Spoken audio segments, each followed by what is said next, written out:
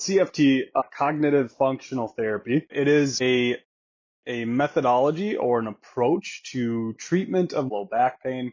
This has been talked a lot about, and the main proponent for this has been Peter O'Sullivan out of Australia, who is a physiotherapist. And yeah, so we're going to chat about that today. I have a story to share. Before we get into all that, Christian and I just kind of want to shoot the shit quick about what the hell CFT actually is. Yeah, and why we have it, why there's this named thing in the first place. It really just comes down to low back pain being probably the single hardest thing that we treat in physical therapy. It's incredibly variable. Some folks get better very quickly, others take forever, or they just don't get better. And in fact, low back pain is the world's, not just the US's, but the world's leading cause of disability and lost work hours, lost work productivity. It's actually a very negative contributor to your wealth. So when you lose that work and that time, you just aren't getting as much money. And so it's a major, major problem. And the unfortunate truth is that we are not getting much better at treating it. Yeah, maybe a little bit, but it's also an incredibly uphill battle because some of the biggest risk factors for low back pain, and specifically chronic low back pain, are age. So we're living longer, and that's making our backs have more pain. And so it's just something that it's really important for us to always be trying to figure out how can we be better at treating low back pain. And within that mindset, there are a number of things at work. So a quick thing that I'll tell people is that when it comes to treating low back pain, we have very good evidence that all sorts of things work about equally well. So you can do core stabilization training, you can do yoga, Pilates, just walking, just doing a walking program where you try to walk more every day as tolerated. You can do general exercise. You can, like, literally any type of movement-based therapy is going to be really helpful for low back pain. Then it's all a matter of figuring out which one is right for that patient at that time, and then how do you change those things over time. And that's just talking about movement-based therapies. We also have a lot of really good evidence that says when people have low back pain, or really any kind of pain, it's very helpful to have them understand what the hell pain is. So that's called pain neuroscience education. Folks that don't know what pain is, they don't know how to make sense of those signals that their body is sending them, they often go to the worst possible place. They're like, I don't know what this is. I'm having this pain in my back. I feel like every time, or if I do this movement, I'm going to just like slip a disc. I'm going to lose my leg strength, or I'm going to just be paralyzed. They don't know. When you don't know, your mind goes to the worst possible place. And so helping folks understand how pain works is critically important to their long-term low back pain treatment. And that's just a couple things. I'm gonna give Eric some time to add some stuff to that. We'll just go back and forth more about other things that are helpful for low back pain. Right. Yeah, low back pain it's hard, man. I don't know, this might be a hot take, but I think anyone that says they have the key, the secret sauce, the whatever it is to fix your low back pain and however many steps, they're just putting on a front for you. I don't think that's not scientifically proven bullshit, whatever it is. It's just, they get some approach and they throw it out there and they say it works and they make it look nice. Because the fact of the matter is, if someone truly found the key to making low back pain better every time they treat someone, or they found the key to success with this thing, you would be a goddamn billionaire for how much money you would be saving the healthcare system, how much disability you would be bringing people out of. The list goes on and on. And so low back pain is incredibly hard to treat. And as a physical therapist, I think it really humbles you. Like when you get someone coming in for low back pain, you kind of find out how far your confidence is going to go. Because like you said, some people come in, they do really well, and it's awesome to see. Other people come in and it takes a little bit to crack the code, for that certain person. It can be hard. Unfortunately, sometimes, especially in chronic low back pain, especially if it's, a very debilitating, severe diagnosis, it can be kind of defeating and can be really hard to treat because people unfortunately have a hard time getting better. But not to say they can't get better. So with all that being said, CFT is really just a different approach um, to try and bring in different, I guess, like legs or stages around low back pain. So, like you talked about, Christian, pain neuroscience education. We'll get into this idea of like safe and free movement. We'll talk about some lifestyle changes. So it's really more of a whole person approach, right? Treating the person, not the diagnosis. And like I said, we'll get into all that a little bit later on. Anything else to add as like an intro to CFT before jumping into this quick patient story? Yeah, so as I was saying, there's a number of things at work, and there are many more. So we Yeah. also know that people that are generally fit, you get your Hmm. cardio, you get your strength, you do all those things, your risk of low back pain is lower. And if you have low back pain and you generally increase or improve your fitness, you have a higher chance of getting out of low back pain or having it be just less bad. Then there's also other things like your stress. That could be work Hmm. stress, that could be family stress, that could be financial stress. Stress is a major predictor of low back pain. And so folks that go to therapy or get on medication to help those kinds of things, they can have improvements in their low back pain. And so we got to think about that. And then sleep. Sleep is also a major predictor of low back pain. And if you can Hmm. improve your sleep, you're going to have less overall inflammation in your body, and you're Yep. going to have more chance to heal. It's going to make you have less stress. And all those different things are critically important to you feeling better. So sleep is also major, and that's just a handful of things. And so when you think about how we have all these different things that can help low back pain, well, you're like, okay, which ones do I do? Which ones are right for me? Which ones are the heavy hitters? What's the most important stuff? That's where cognitive functional therapy is trying to bridge that gap and give us more of a really like a named method that incorporates the heaviest hitters within those low back pain treatments. And when it comes to physical therapists trying to figure out where to start with their patients, especially with chronic low back pain, acute low back pain is a little bit different, but this stuff it can still be Hmm. applicable. But especially with chronic, where like you've had recurring back pain for a couple of years now, comes and goes, or it's just been steady for the whole several years, you always want to figure out what are the things that I can do now that I have the highest chance of success.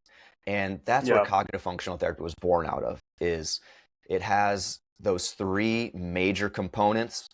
It has pain neuroscience, it has general movement or exercise, and it has lifestyle change. Those are your three legs, because of all the stuff we know, those three are probably the most important to helping the most people have the highest chance Hmm. of success. And so cognitive Yeah. functional therapy is just trying to combine those, make it into a named method so we can actually study it and just be more deliberate in how we execute these types of treatments. And because if all therapists are just like doing their own thing all willy-nilly, like, oh, this person does sleep coaching and chiropractic adjustments, this person is all exercise based, this person is all, they just like talk to you about your pain, you're missing parts. You're not giving everyone the total package, and we're trying Yeah. to figure out what the hell that is. Yeah, absolutely. I just want to go back to before we jump into this patient story, because I think you laid out a lot of what CFT is really well there, Christian. Going back to orthopedic low back pain monologue is where I read this from originally. And I know that we've discussed this probably on other podcasts, but just bringing this up because it's pertinent in this situation. We know from statistics that low back pain has a very favorable diagnosis and that it tends to get better. We also know that people with low back pain, there's over half of the people that get low back pain and get better. Half of those individuals, over half, are going to get recurring low back pain within the next 3 years. So we know that it's favorable, it's going to get better, but it's also likely to return. And so we see it kind of like this wave of symptoms where that comes and goes, comes and goes. And it's I think it's this idea or this thought as to, do we, you know, should we be looking at low back pain as a complete fix, cure all, you're never going to have low back pain again? Or should we be looking at it from a little bit different light as like, this is, something that we know will probably come back, has over 50% chance if we're going with the stats. But if we can give you the knowledge and the tools that work for you, and then when it comes up, A, you don't have to spend money on coming back to physical therapy and time, but B, you can much more manage it and not have it be debilitating or completely change your way of living. And I think that CFT really does a great job with allowing individuals to have the tools and knowledge to manage their low back pain if or when it comes back. Yeah, manage is the key word. Where, look, we all want to cure people. We want to be that therapist One, who has that plan where like, oh, I'm gonna crack your back, I'm gonna do this massage, or we're gonna do this exercise plan. You're gonna get better, guaranteed, 100%. We do have those moments, and people are really good for years, but that's not usually how it works. And we said this on our last podcast with Jake about how we think of a lot of conditions in physical therapy as ones that you have to manage, kind of like depression or anxiety or mm-hmm. diabetes, in that those diagnoses don't really go away. They just go in the background. Yeah, sure, some people have one major depressive episode and it gets better on its own after they change something in their life, like change their shitty job, or they go on meds for a little while and they never have it again.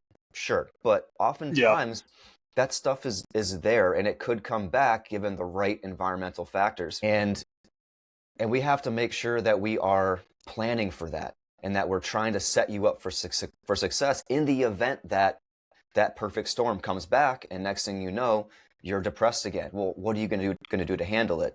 You need those tools, not just the Mm-hmm. meds, not just talking to your doctor, not just your therapist, but also what can you personally do to help the situation? And with low back pain, there's a lot that you can personally do without the help of other people once Absolutely. you have those skills.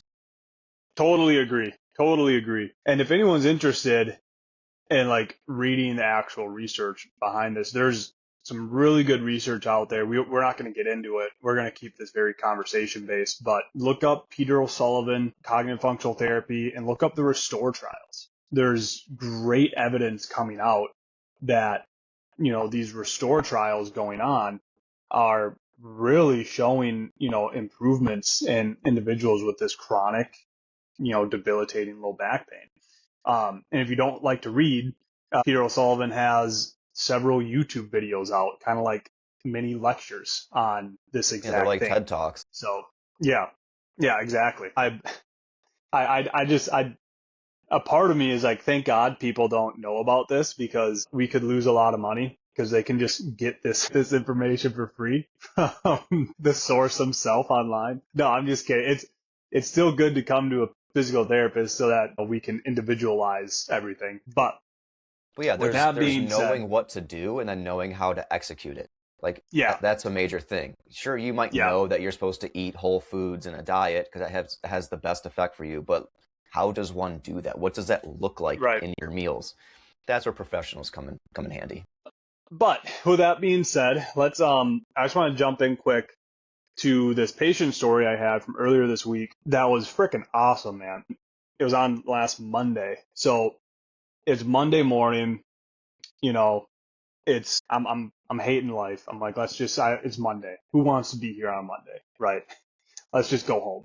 No, I'm just kidding. I don't feel that way. But I do. Monday morning, I come in and one of my first couple of patients is a low back pain eval. I want to say he was probably in his like early 60s. So like prime demographic of when we see this stuff coming on, right?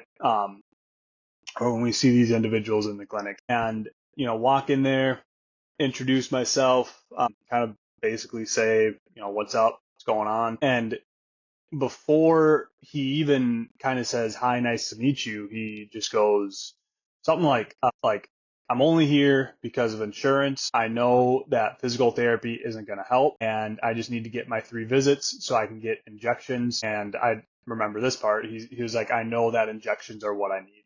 And so, as soon as he said that, it kind of was like all pressure off of my shoulders. So I kind of sat back in the chair. I'm like, all right, dude, let's just shoot the shit about what's going on then. If we're not going to take this seriously, then let's just hang out for 45 minutes. I'll sign the note. You go home. That'll be 1 out of the 3 done. So we start talking and I'm like, well, we have to take a subjective anyways. So I'm asking about his pain and what's going on. And,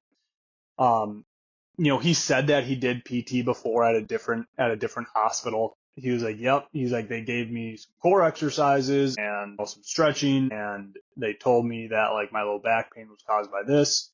And he's like, I did that religiously for like 3 months, nothing got better. And I'm like, well, I'm like that, that sinks. Like obviously, we want you to get better. I'm like, yeah, like that's one of the forms of exercise that we know can be helpful. Like we started out this podcast saying, any exercise is good. It just has to be a progressive regimen that we can put people on. So I kind of told him, I'm like, heck, what do you enjoy doing? And he was like, I enjoy swimming. I'm like, swim then.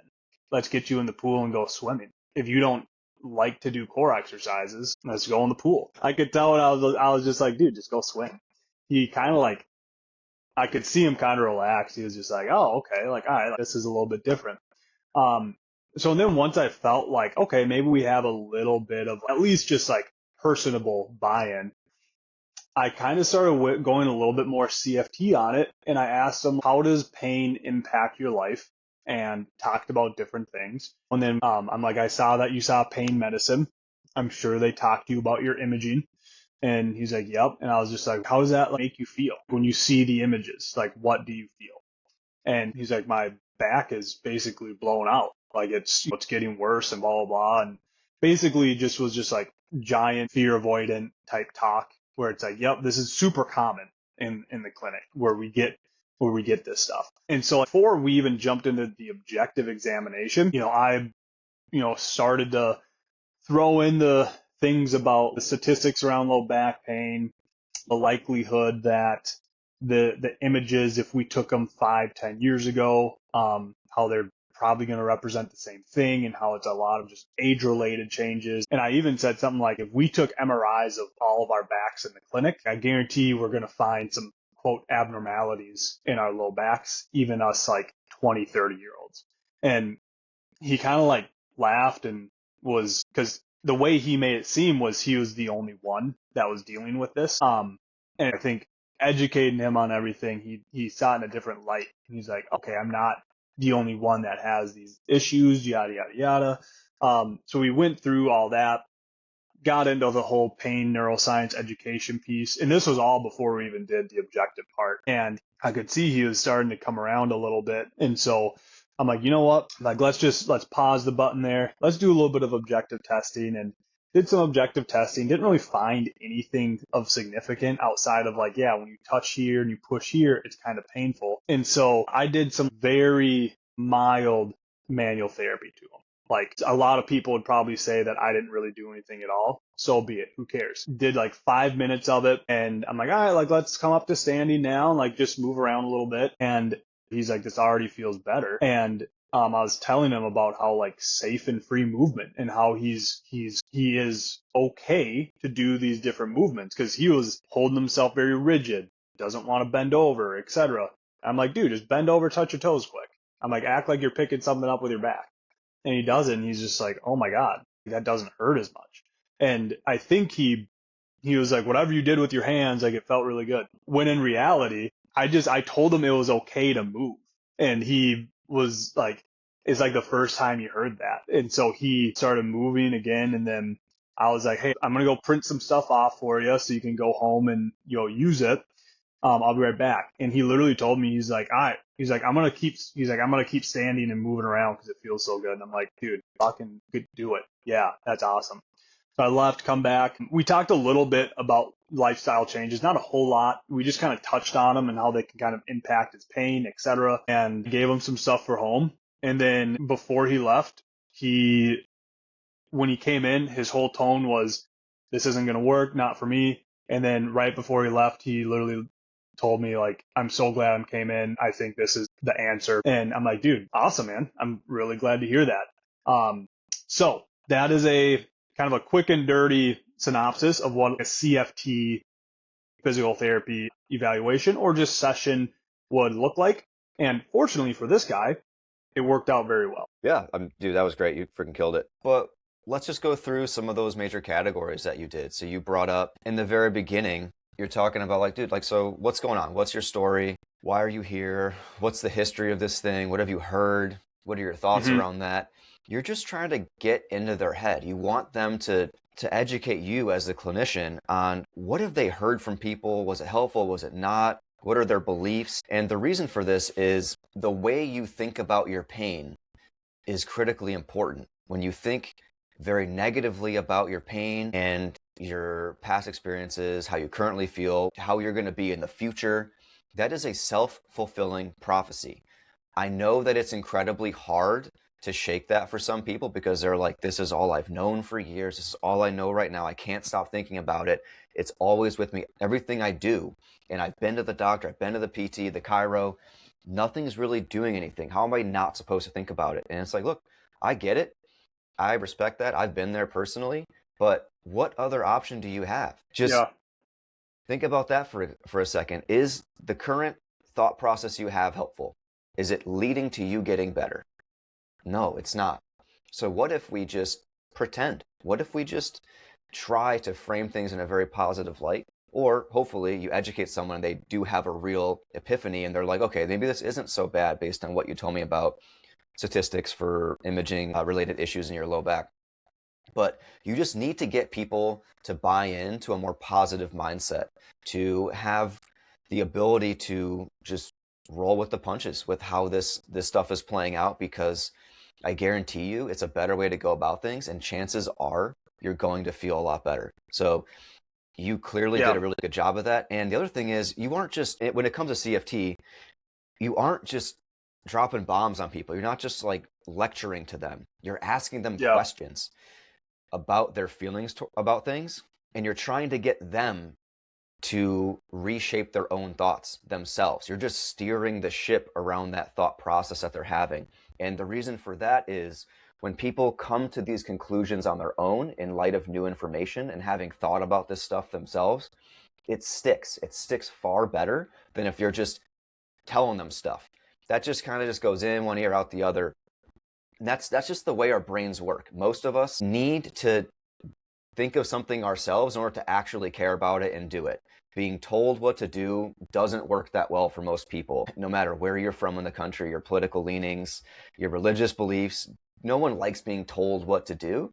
But if you can come to that Yeah. conclusion yourself, it works far better. And so, Eric, yeah, you did a great job going over not just the pain neuroscience about what he's feeling, why the imaging isn't super important, but also what are his beliefs around that. And then, so those are my thoughts there. And we can get into the movement stuff next. And everything you're describing, I'm going to give a shout out to one of my undergraduate professors, Professor Mettle.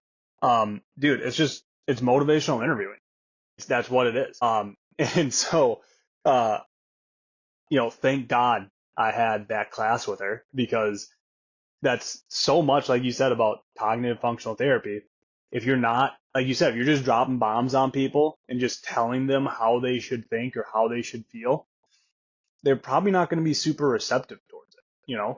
But if you can use some of this motivational interviewing while you're asking questions and trying to have them educate you on what's going on, and then as you're kind of subtly saying stuff about, what the research says and statistics, etc., people tend to start coming to these conclusions on their own without you trying to like slap them in the face with all this research and knowledge, etc. And so, yeah, it's a huge part, I think, of this piece is also how you interact. And I think that's through the form of motivational interviewing. I know that I saw someone online the other day. This is a side topic. Someone talked about, like, they're like, what the hell is motivational interviewing?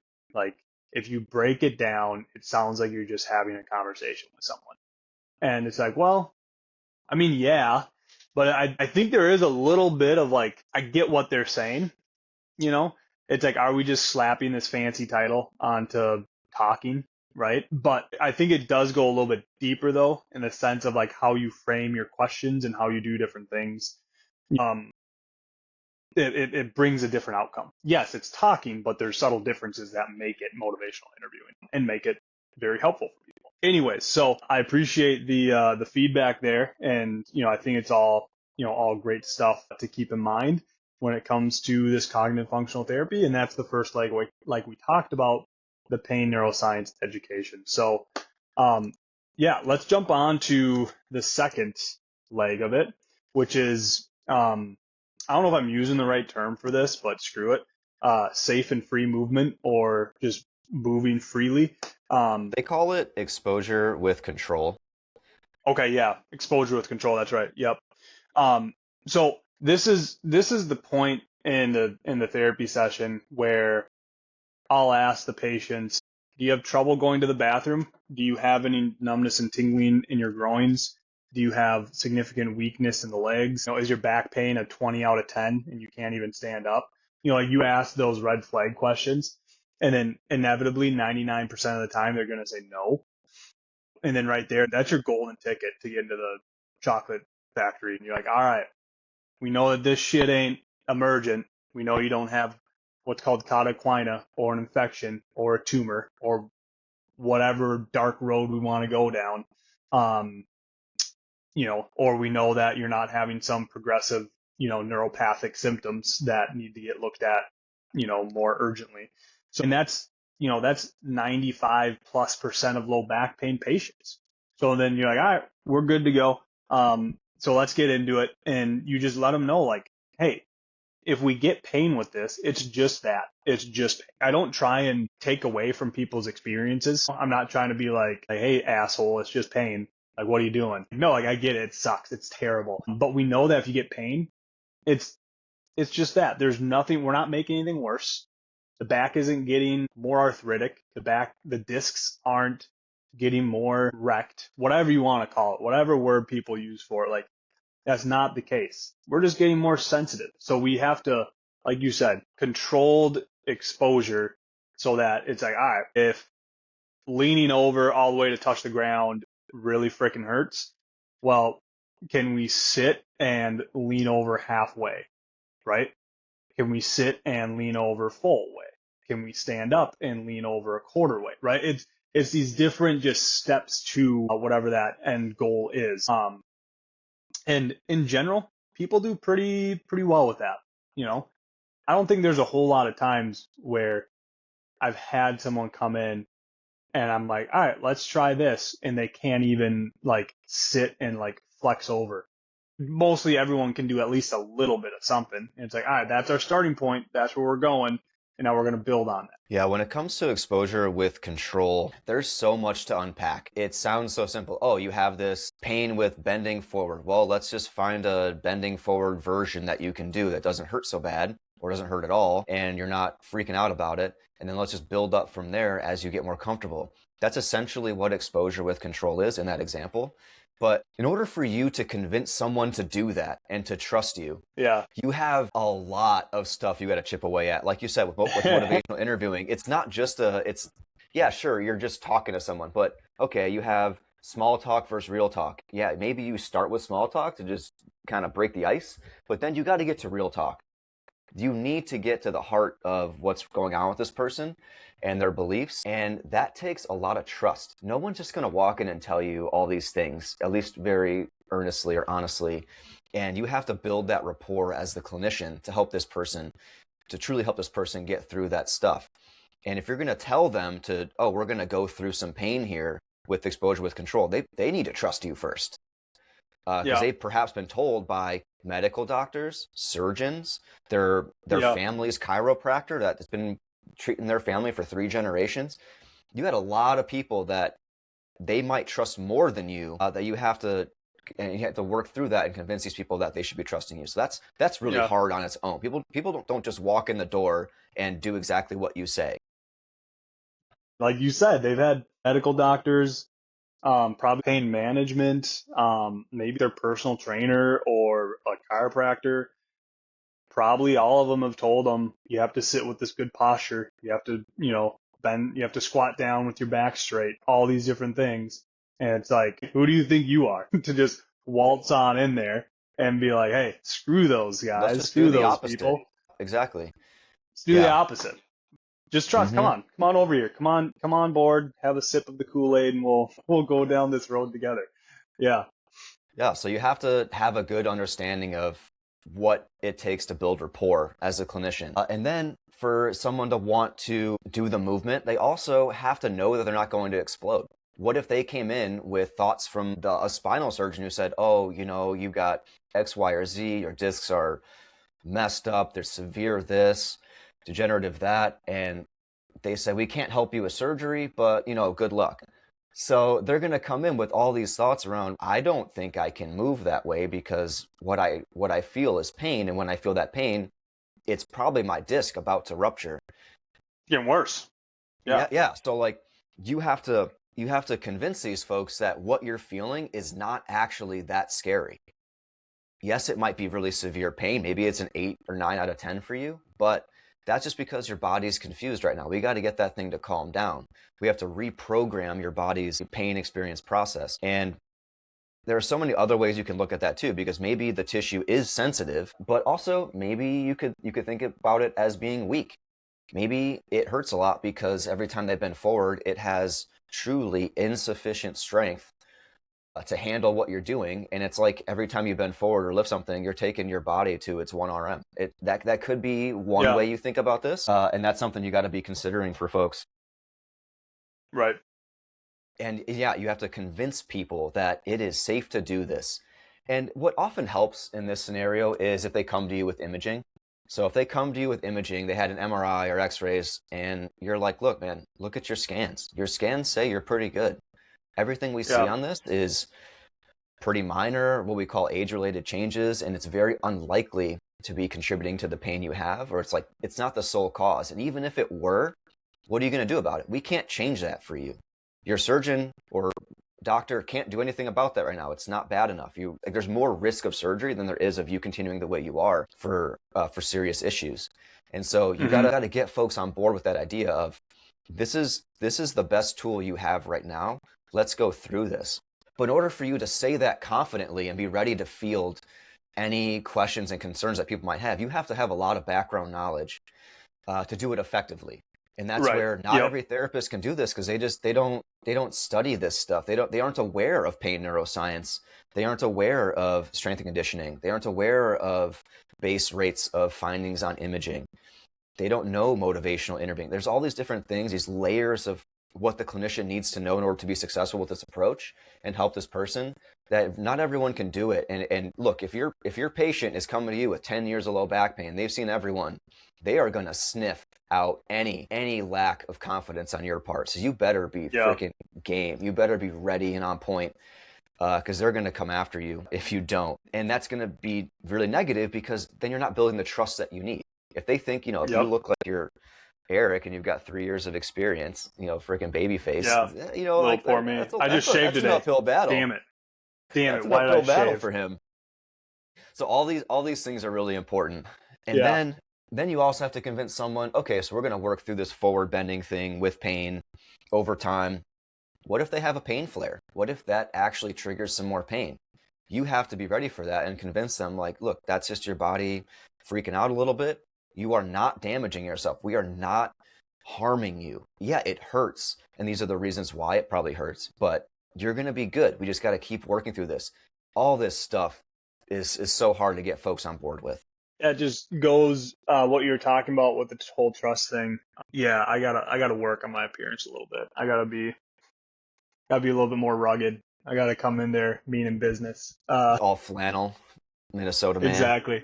I need to grow my hair out again. No, part of what we know with even just going straight on treatment is that if patients believe they're gonna get better, if they trust in their clinician, we know that we could do GD ultrasound all day. And if the patient has so much trust in you that it's going to get better and it's going to work, and then hell, that might actually work to help their pain.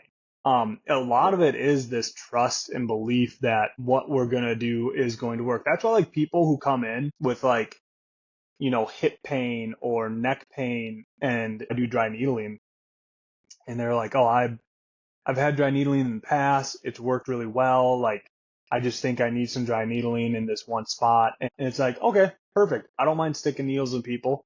It's kind of, sounds weird, but it's kind of fun to do. And it's kind of cool. You can kind of act like a nerdy scientist while you do it. And 9 times out of 10, the people that come in and they're like, dry needling's helped me in the past. I just need a little bit of it right here. Yeah, perfect. we do it and they get up and they're like, oh yeah, that feels so better. Like, oh, that's exactly what I needed. And it's like, I probably could have just left the needle out and, been pinching you and you probably would have been like, oh yeah, that's exactly what dry needling is. That's definitely getting better. Now there's some research on dry needling that would show that that's not the case, but maybe I shouldn't say that. I'm dramatizing for effects. If colleagues who do dry needling more than I do hear that, they might get a little upset at that. Anyways, it's just trying to express the point that people believe it's going to make them better, and then it's most likely going to make them better. So as a clinician, everything you said, Christian, about the trust, people believing in what you're saying, and yeah, people who have been to every medical professional under the sun, and they come and see you as kind of this last ditch effort. If you're not sure about things, or if you're presenting yourself not very confidently, like you said, people have pretty good BS meters and they know what's going on, and they're gonna sniff that stuff out. Um, so anyways, moving safely, Exposure with exposure control. with control, exactly. It can be tough at times, especially for people to buy in. I think the other thing too is asking the patient, what are you willing to try? Because if you're like, I won't do this, at least not right now, and then don't make them do it, man. Like, do something else. And we know that that's okay. We know that you can do aquatics, you can do core exercises, you can do low intensity cardiovascular exercises. You can do a whole variety of stuff. That's what's so freaking good about that CPG and about that research. I think people knock on it a lot because they're like, what's the point of physical therapy if everything works, man? Like, Yeah. why even do it? What's so special are you doing? Like, dude, we're not doing anything special. But because we know a lot of things can work just as well as the other, we have so much variety to choose from. And it's just basically, you're picking whatever fruit you want for that patient. Like, you like strawberries today? Let's have strawberries. You want an apple? Let's have an apple. Like, it's, you want to walk? Let's walk. You want to do pool stuff? Let's do pool stuff. It all shows to help the patient. I didn't know I was going to go on a rant today, but there's my rant to people that say that CPG means that we're pointless in that, like, everything works, so why does anything matter? It's like, no, you're missing the point. We should be happy about that. We have so much stuff to choose from to give to the patients. Yeah, and we've already tried very rigid approaches. Cognitive functional therapy comes from, for decades, trying to have very rigid approaches, like you have back pain because your spine isn't stable, because your core is weak. We need to do all that, and then you're going to feel better. Well, it didn't work. It doesn't work that great. Or it's as effective as other things. It's no more effective than walking.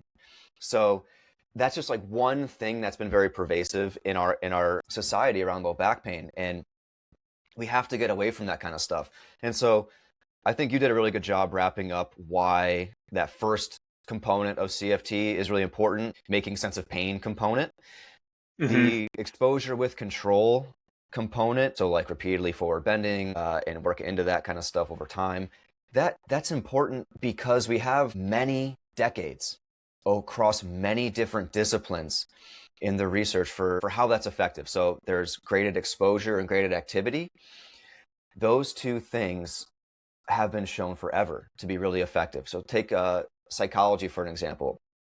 Yeah. If you're afraid of spiders, what do you do? I hate spiders.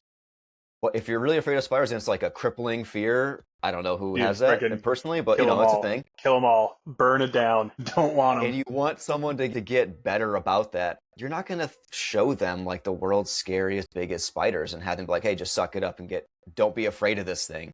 No, you might start, like, this is a horrible example. I don't actually do this, but like maybe with like a cute cartoon or stuffed spider, and they just begin to be like, oh, that's not so scary. Then you make it a little bit scarier over time based on how that person's processing that. And over time, you grade that exposure to different varying scarinesses of spiders. It's the same thing with movement. And then graded activity is just, instead of like an image or a conceptual thing, it's with a movement or like a physical activity you do, such as gardening, where maybe you can only do 10 minutes of gardening in a raised bed, and then over time you work your way up to 30 minutes of kneeling weeding with your back totally rounded, and normally that would have been impossible for you, but now you can do it because you've slowly built up your tolerance.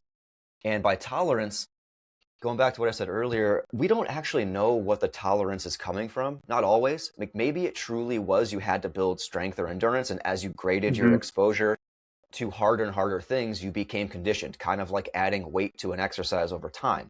You just become Yeah. hardened to that thing. Or often it's also your body was more afraid of, or is very afraid of that thing. And as you slowly increase the complexity of that task, your body got used to it. It was like, I guess that wasn't so bad. And then you made it harder. It's like, oh, okay, that wasn't so bad either. And over time, your body just starts to let you access these movements again without freaking out and giving you pain. And then Hmm. also, not just that, you're becoming less fearful because you found success with that previous step. And so we don't always know which one of those kinds of things it is, or it's probably some combination of both. And then many other reasons why this stuff is effective. But exposure with control has just decades of research around it in many disciplines. And it's just incredibly effective. And it's one of the major tenets of physical therapy, not just with low back pain, but really with any kind of issue. And it takes a very skilled clinician to do this incredibly well for people.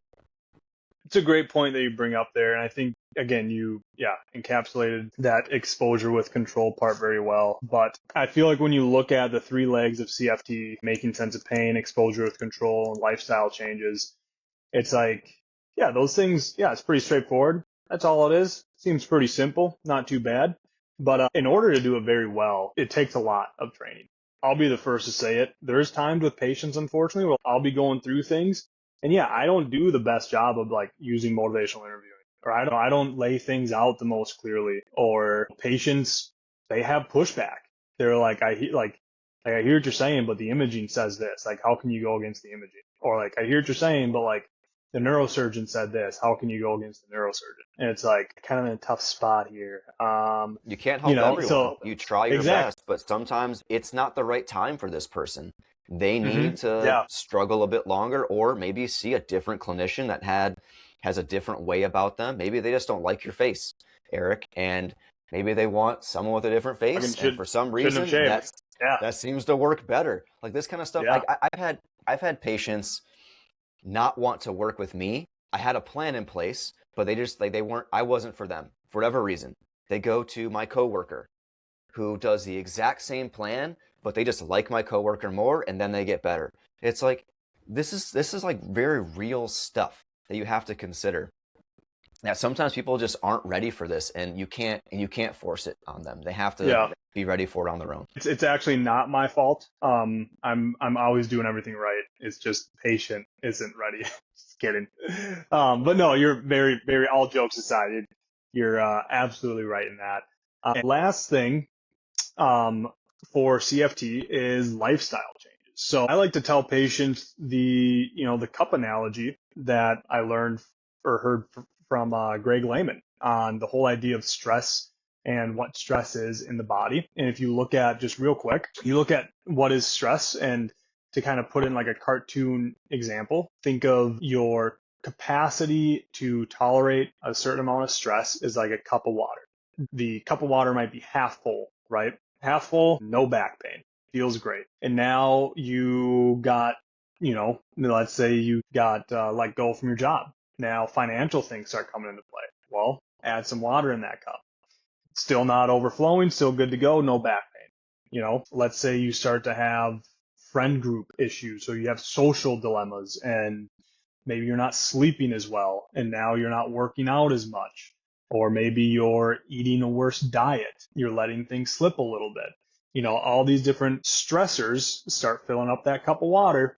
And then you wake up one day, or you might be moving one day, whatever it is, and that water starts to overflow. And now, bam, we got back pain. And it's coming on what we would call insidiously. There's no direct correlate to what caused it, but now that cup of water is overflowing, and it's went over the capacity of what our body can tolerate, and now we have back pain. And so this is the viewpoint that I like to come from when we talk about lifestyle changes. And then Greg Lehman, he went on to talk about how we can either build a bigger cup so we can withstand more stress, or we can take that water out, i.e. taking the stress out. We would argue let's do both, but in this case, we would just look at taking the water out. And so talking to patients about what's going on that is modifiable and we could change to allow less stress in your life? Is that some of your job taking a back seat? Is that making sure we're getting better sleep? You know, is that adding in maybe doing some mindfulness, some breathing, some meditation to try and help reduce some of the stress? Whatever it is, do we need to look at an assistance program for you, right? Should we reach out to like social work and see if they have any resources if we're having financial stress? All those things to help the individual take things off their plate, feel less stressed out. Yeah, and a lot of magic happens when you change your lifestyle.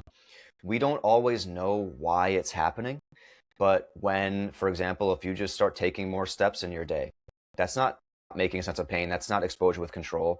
That's just you being a little bit more active. Your pain could get better. It's doing some kind of magic inside you, and that's really important. Getting more sleep. We don't always know exactly why it's going to help you. It just does, or chances are it will. And that's sort of the approach here is we have, like I said in the very beginning, we have all these different things that can help you. Maybe it's 5% here, 10% there, 1% there. Do them all if you can. Get those marginal gains, put every single thing you can on your side and leverage it for your success.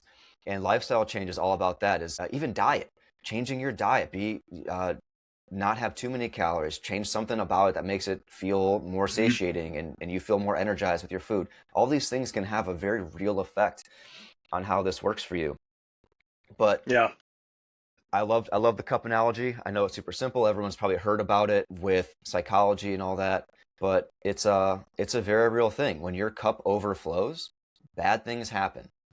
And we have to make sure that we are trying to do whatever we can to keep that cup from overflowing, or like you said, build a bigger cup. And so that's again why we have Mettle in our name. You have to be able to roll with the punches, handle this stuff in a spirited way, because that's going to make it so your cup doesn't fill up as fast. Because what may have been a really negative thing for you and may have added water to that cup, you don't really care so much anymore. It's not that important. Why are you letting it fill your cup? Freaking screw it. And that's kind of how I felt a long time ago with my job. So my cup definitely overflowed some years ago when I was about to leave my first job after 6 years. And at some point you just got to say, why am I caring this much about this thing? I'm only hurting myself. And so you can't always modify the job itself, but you can modify your perspective around that job. And when I just changed my mindset around why is this getting to me so much, I just felt a lot better. And I was like, this just doesn't matter that much. Why am I letting this get to me? And just that simple mind switch made my cup a lot less full. I mean, I could notice it too. I'm like, why is Christian always lashing out at me? Why is he always he always says mean things to me at the end of the day? What's going on? And then you got the new job and it switched. You're I mean, totally if different. I did, you deserved it. I'm just kidding. Yeah, that's true. I think that's a great breakdown recap. What the hell is this cognitive functional therapy? How do we use it as physical therapists? And like, if you're listening to this and you made it this far, thank you for listening. But also you might be asking, like, things don't seem real rigid here, right? It doesn't seem like there's 3 sets of 10 of 3 specific exercises that you need to do because your core is weak. It's like, yeah, no, it's not quite like that. And the reason why it is because everyone's low back pain journey is freaking different. Everyone has a different journey when it comes to low back pain. Pain is a very individualized thing, and the CFT approach leaves it open to keep the treatment and the plan of care individual. So it's not just this cookie cutter approach. I mean, yes, the 3 legs are going to be there every single time. Making sense of pain is going to be there. The whole cup analogy is going to be there. But for each individual's circumstance, it's going to be different. And so that's why we don't have like a cold, hard, this is what you do, how many times a day for how many weeks, etc. No, we need a conversation, and this is an individual thing.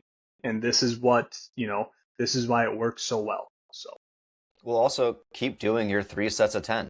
We know that for lifestyle change, being more physically fit is almost always a good thing. And so we shouldn't stop stop with that sort of approach. You should definitely be trying to, I mean, if you like it, if it works for you, do a bunch of core exercises, progress those over time, but also expose your back with control to those movements that you don't really like. Have a better mindset around what you're feeling with these exercises. Do squats, do lunges, go to the gym, lift, use machines, whatever you Do need. Jefferson curls. Do Jefferson curls, do it all. Have a solid training program because we know those things work. Also, things that aren't listed in CFT are still quite effective. So don't think that we're saying don't do other things. If you like your chiropractic adjustments or your PT does adjustments, if they want to crack your low back and it makes you feel better, do it. We know it works for some people. If you like acupuncture, go do it. You like deep tissue work, massage, you like, I don't know, freaking hot stone therapy, whatever it is, if it makes you feel better. That is nice. You can hot still stone therapy do it. is nice. All these things, I don't know about hot stones, but the other things I mentioned do actually have good evidence for helping your low back pain. But when it comes to choosing which things are the most bang for your buck, it's the components in CFT that are the most bang for your buck, and you should always be trying to do them if you have chronic low back pain. And then once you have a good handle on those, or while you're having a good handle on those, you add the other things that also work for you and make you feel better. Or maybe you love your therapist, you love working with Eric, and Eric may not crack low backs all the time, but he does dry needling, and you trust him, and he's going to needle your back and make you feel better doing that. So just also lean into the style of the therapist that you have, especially if you like them. If you feel like it's worth your time and you feel like it's worth your money and you enjoy the people that provide you the services, and then I think that's a really good point to end on. Like, we're not saying don't do those things. Like, those, like, they're not going to hurt you unless, like, you go, like, you've been to a chiropractor before and you had a terrible experience and you left in more pain, you know, because, like, I've heard stories like that before. I know that can happen. People get very guarded and protective over that stuff. And so it's like, yeah, if that's the case, and then how about, I'm not going to recommend going and doing that for you, you know? Yeah, if you like massage, if you like whatever it is, like, go get it done. If you feel like it's worth your time and money, we know that the low back pain, it's safe. We don't see any progressive red flag type symptoms. We can keep doing this thing. Just find what works for you and then keep going after it. And like we started out earlier with the podcast saying that these are management tools, right?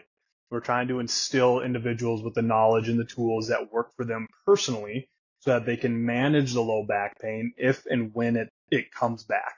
And, you know, I always tell patients, like, look, I love helping you. I'm glad that you get to come in and we get to see each other, but, like, I don't want to see you again, at least not in this setting, you know?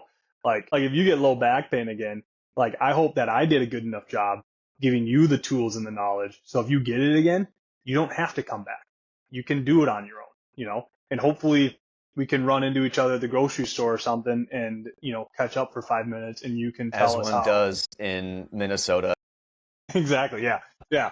Let's meet in aisle 5. I want to get granola. Let's go to aisle 5 and we'll talk about your low back pain. Yeah. And so, exactly. It's find what works for you so that you can manage it if and when it comes back. And CFT does a great, great job with allowing us therapists to provide that tools and services for the patient. Yep. I think that's a great way to end. Perfect. Bam. Put a bow on it. Call it good. All right. Well, thanks everyone for listening. We'll be back with some more podcasts for you in the future. Always reach out. Let us know if there's anything else you want us to talk about. Otherwise, Christian and I are just going to keep doing our thing, picking out topics every week and just kind of having this nice conversation-based discussion around these different things.